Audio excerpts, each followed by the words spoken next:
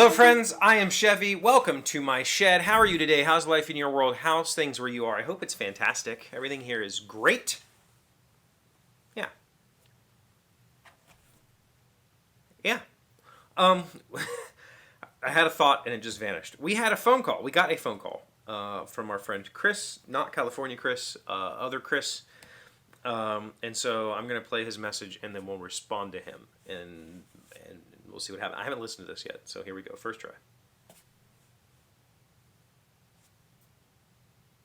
Hello, friend. It's Hanorama, aka Chris Prime. I hope everything's well in your world. Hey, let's pretend for a second that I haven't played a video game since 1993, Street Fighter 2 on the Super NES. What the hell is this Fallout video series on Amazon all about? I've tried watching 2 episodes. I don't know who the good guys are. I don't know if the story takes place in 1950s. I don't know what's going on. Could you explain to your listeners what you think about the new Fallout series, or even just explain the Fallout history to those that, well, never played? Peace. Okay. I'll try to answer Chris's questions. We did a review of episode 1. I have since watched more episodes, and I'm still very much enjoying it.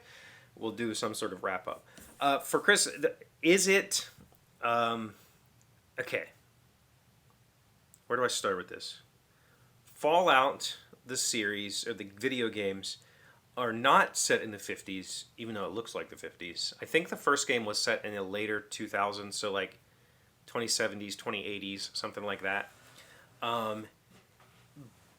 Where technology advanced to, as you can see in the show, it's kind of like a I don't know, a space punk, like a weird 50s vibe, but they have technology that is way advanced. So it's more of an aesthetic. And it's based around the idea of, the Cold War 50s, 60s vibe, but in the future, when technology, we have, lasers and stem packs that can heal and robots and all that sort of stuff. So when you see the nuclear bombs falling, that was in, again, that 2070s, 2080s, something like that. And then the game series takes place a couple hundred years after that. So vault dwellers were underground. So what happened was this Cold War happened, and this vault tech company created this series of vaults all over the country and recruited people to live in those vaults. And those are the people that were basically set to re-inhabit the United States if there was some sort of global thermonuclear war. Those people went into those vaults, and as you saw in the show, didn't come out for a few hundred years. That's not true, though. Some of them did. So the weird part about this thing is, this nuclear war happens. These people are underground. Some of them, they had famine early on, and they had to leave. Some of them were given instructions to leave at certain times. Others were left up to them to decide. They basically formed their own sort of governments, their own sort of communities inside these vaults. As I alluded to last Friday's episode, some of the vaults were experiments. Like, they ran experiments on the inhabitants of the vaults to see what would happen. So they were given, false premises, or they were given mood-enhancing drugs, or whatever. They were experimented on.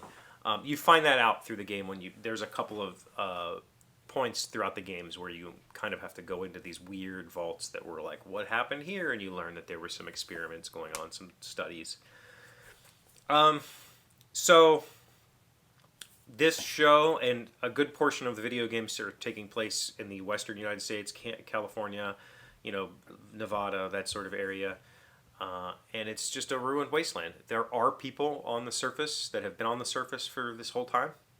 They have set up communities. There are ghouls, as you saw, which are people who got irradiated to the point they basically become immortal, but they're pretty twisted people.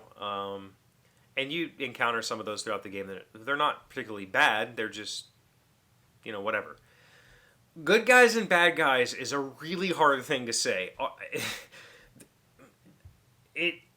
it doesn't work like that. Like basically, the world got wiped out, the world is being repopulated, and who are the good guys? Who are the bad guys? I don't know. The Brotherhood of Steel is kind of your traditional paramilitary religious organization that persecutes and destroys. Are those the good guys? I mean, I guess if you're inside that organization, sure. But as a player from the outside, they seem to be pretty aggressive and not looking out for for mankind, but looking out for themselves and expanding their reach. Maybe there's a little bit of a theme about religion there. I don't know. The vault dwellers aren't necessarily the good people either. They were just people who got put in these vaults and given these promises that they would become, the re-inhabitors of Earth. So I guess you could say they're the good people, but again, there were vaults that were experimented on, and those people didn't necessarily turn out to be great. The Raiders are probably bad guys for sure, but they're also like comedy bad guys. Like they're generally they're kind of like the orcs of this world. They're just kind of throwaway characters that are just dumb brutes, and they end up causing a lot of havoc. The video games obviously have their own sort of villains. They all seem to have, a overseer or whatever type character that you end up going after. So it's just a fantasy world. It's a fantasy world set in the far future of North America, where nuclear war wiped out everything that we know, and there are weird creatures now. You'll encounter, hopefully, as you watch the show, you'll encounter some of the weirder creatures. There are monsters, essentially, that got created from irradiation, poisoning, all the mutations, that sort of stuff. There are people that have, like the ghouls, that have been mutated and twisted in some certain ways. And there's people just trying to survive and live their lives in this wasteland world. I think that if it's not catching you after 2 episodes, I don't know that it'll catch you. For me, playing the original games 1 and 2, they came out like a year apart. They're very snarky. There's lots of sarcasm. There's lots of twisted humor, and the show is capturing that beautifully. Also, the aesthetic. I love the aesthetic, and I've always loved apocalypse type stories. So this thing hit on so many cylinders for me when these first couple games came out, that it's just been a staple of my life ever since. But if those things aren't hitting for you, it's not going to be any different. Like I've only seen a few episodes myself, so I don't know the storyline of the show, but it seems to be so far pretty guessable, right? Like it seems to be going in a way that you expect it to. I don't think we're going to have some big twist ending or anything. It's a campy show, intentionally campy, based on a campy video game series that has some big themes. Yeah. Hopefully that helps. I don't know if I really did it justice. I think that if you're not going to play the games and you haven't played the games, then it's just another weird TV show. But I think the good part is you don't have to have played the games to understand it. I think the show is just trying to give you the information very forwardly. Here it is. These are raiders. They came in and killed everybody. Whatever. So, yeah. I'd encourage you to continue watching it. But, again, it's got to catch you, right? Have you guys watched any more of it? We can talk about it. I'm not going to put a video out until I've seen probably the rest of the season. And then we'll just talk about it. I don't know when that's going to be. I don't watch very often.